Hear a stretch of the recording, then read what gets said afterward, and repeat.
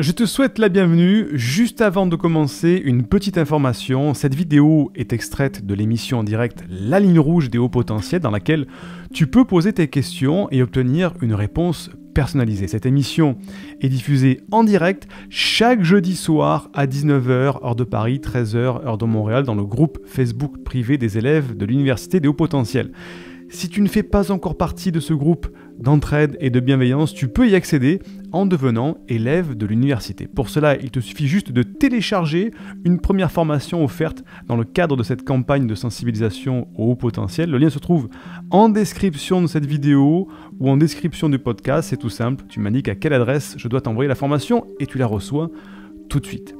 Si tu me découvres pour la première fois par l'intermédiaire de cette vidéo, eh bien je suis Siegfried C, je suis neurothérapeute spécialisé dans l'accompagnement des personnes à haut potentiel intellectuel ou émotionnel. Et j'ai fondé l'Université des hauts potentiels dans laquelle eh bien, nous les aidons à canaliser leur surefficience pour soulager un certain mal-être. Maintenant que les connaissances sont faites, laissons place aux conseils de cette vidéo.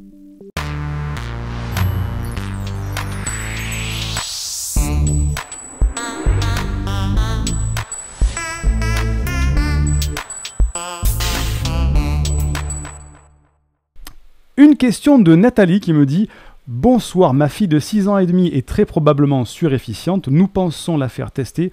Comment lui expliquer sa douance? Son papa et moi, nous le sommes tous les deux et venons de l'apprendre il y a peu de temps. Merci. » Donc Nathalie, comme je le disais hors enregistrement, 6 ans, c'est vraiment le moment où on peut commencer à faire dépister un enfant au potentiel parce qu'avant 16 mois, 2 ans, 3 ans, c'est encore un peu jeune, l'enfant a du mal à se construire, on a du mal à communiquer pour aller diagnostiquer ça, donc c'est pas pertinent de le faire plus jeune. 6 ans, 6-7 ans, on commence à être bien pour pouvoir avoir quelque chose de plus pertinent. Comment lui expliquer sa douance? Donc, comme je disais, il faut lui parler d'adulte à adulte. Un enfant au potentiel, même s'il a un corps d'enfant, des expressions d'enfant, il a dans sa tête un comportement et un raisonnement d'adulte. Donc, il y a un décalage qui se fait quand un enfant au potentiel a 6-7 ans, c'est comme s'il avait déjà 12-13 ans. Donc, à ce moment-là, il faut lui parler clairement. Il faut lui dire, ok, alors je ne sais pas comment s'appelle ta fille, hein, voilà, tu as une singularité, tu as un haut potentiel qui fait que tu es différente des autres personnes, mais différente en bien. Mais seulement, cette différence, parfois, elle va être géniale pour toi et des fois, des gens vont mal la supporter, ça va être très dur pour toi. Il faut lui dire la vérité, ça va être très bien et parfois très dur. Mais c'est quelque chose qu'il va falloir travailler chez toi. C'est un potentiel, donc il va falloir qu'on le découvre ensemble, qu'on découvre ton potentiel et surtout que tu sois libre d'exprimer tout ce que tu veux exprimer. Papa et maman seront là pour te canaliser, pour t'aider, pour t'accompagner. On est là parce qu'on veut ton bien, donc on fera tout pour là. On sera là aussi pour te recadrer parce qu'on est là aussi pour pas qu'il t'arrive des problèmes et pour que tu sois quelqu'un de bien. Mais en tout cas, il faut que tu partages avec nous. Et là, Nathalie, il faut absolument que tu poses des questions à ton enfant le plus souvent possible. Alors je prends mon téléphone, c'est pas pour regarder les téléphones, c'est parce que je vais te donner une suite de questions à poser à ton enfant pour le faire parler. Je vais te dire ça tout de suite, qui va te permettre de... Alors il est où, je vais te dire ça. Hop, je vais le trouver, parce qu'il faut, les enfants ne parlent pas d'eux-mêmes, par contre quand on leur pose des questions, alors c'est pas dans celui-ci, c'est pas grave, c'est dans l'autre, quand on leur pose des questions pertinentes, ils vont se mettre à parler avec grand plaisir, et c'est ça qu'il faut faire, c'est qu'il faut parler avec l'enfant au potentiel, parce que l'enfant au potentiel va avoir un besoin de communication, donc c'est très important de le faire parler, voilà, pour qu'il puisse communiquer avec toi et pour qu'il puisse s'exprimer par rapport à ses besoins, par rapport à ses problèmes, par rapport à tout ce qu'il vit, et notamment ce qu'il vit à l'école. Donc, je vais te donner quelques questions. Voilà, quand j'aurai fini de revoir tout ce que je suis en train de changer de téléphone. Et voilà. Donc, les questions que tu peux poser à ton enfant quand il revient de l'école, par exemple. Tu peux lui dire, question de bateau, hein, bah tiens, qu'est-ce que tu as mangé à midi? S'il va à la cantine, bien sûr. Deuxième question, est-ce que tu as vu quelqu'un se mettre les doigts dans le nez à l'école aujourd'hui?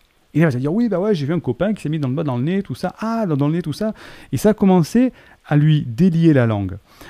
Troisième question, à quel jeu as-tu joué pendant la récréation? Ah, ben on a joué à la marelle, on a joué à ci, etc. Ou à autre chose. Quatrième question, quelle est la chose la plus drôle qui te soit arrivée aujourd'hui? Et là, on commence à aller dans des questions plus intéressantes. La chose la plus drôle qui me soit arrivée aujourd'hui, ah ben c'est vrai qu'on s'est amusé, l'autre il a fait une blague, etc. Il va commencer à parler des relations avec les autres. Cinquième question, est-ce que quelqu'un a fait quelque chose de super gentil pour toi? Là, la question devient plus intéressante. Alors, dire, ouais, quelque chose de plus gentil, là, ça devient un petit peu plus dur. Oui, alors, et là, l'enfant va commencer à dire, ou soit non, personne n'est gentil avec moi, et donc il va falloir le faire parler, pourquoi ils ne sont pas gentils avec toi, qu'est-ce qu'ils ont dit, etc. Ou alors, s'il y en a un qui m'a dit quelque chose de gentil, ou alors tout le monde, et ça permet de le faire parler. Sixième question, quelle est la chose la plus gentille que tu as faite pour quelqu'un aujourd'hui? Ah ben aujourd'hui, parce que c'est important que l'enfant potentiel communique avec les autres et qu'il fasse le bien, bien sûr, qu'il communique avec les autres. Septième question, qui t'a fait rigoler aujourd'hui? Ton professeur, la surveillante, etc., etc. Huitième question, quel instituteur ou institutrice ou maîtresse survivrait à une attaque de zombies? Celle-là, les enfants l'aiment bien. Donc ça permet de délier, de dire « Ah ouais, une attaque de zombies, ah ouais, je verrais bien telle maîtresse survivre avec un couteau entre les dents, etc. » Voilà. Neuvième question, qu'est-ce que tu as appris de nouveau aujourd'hui? Parce que c'est bien beau, mais qu'est-ce qu'il va apprendre à l'école? Comme ça, on le fait parler, il parle, et il peut dialoguer avec toi. Qui a apporté le meilleur goûter aujourd'hui? Qu'est-ce que c'était? Quel défi as-tu relevé aujourd'hui? Si l'école était un manège, lequel serait-il? Et pourquoi? Comment noterais-tu ta journée à l'école de 1 à 10? Et là, on va voir des informations aussi. Et pourquoi tu as mis cette note-là? Si un de tes camarades pouvait remplacer le maître ou la maîtresse pour une journée, qui choisirais-tu? Et pourquoi? Si tu avais la chance d'être instituteur ou institutrice, quelle matière aimerais-tu enseigner? Est-ce que quelqu'un t'a énervé aujourd'hui? Qui aimerais-tu avoir comme ami que tu n'as pas encore? Et pourquoi tu voudrais l'avoir comme ami? Quelle est la règle la plus importante de ton maître ou ta maîtresse? Quelle est la chose la plus amusante à faire pendant la récréation?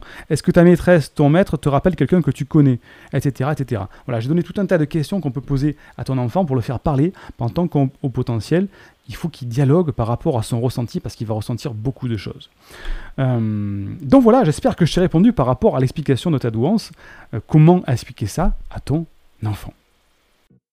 Indique-moi en description à quelle adresse t'as envoyé la formation offerte qui s'intitule « Canalise tes pensées envahissantes et profite de l'instant présent ».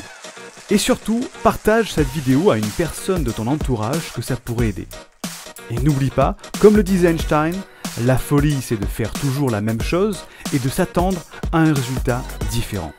Si tu veux t'épanouir avec ta douance, c'est le moment d'utiliser le bon mode d'emploi, celui qui fonctionne avec toi, et de changer pour faire de cette terre un monde meilleur.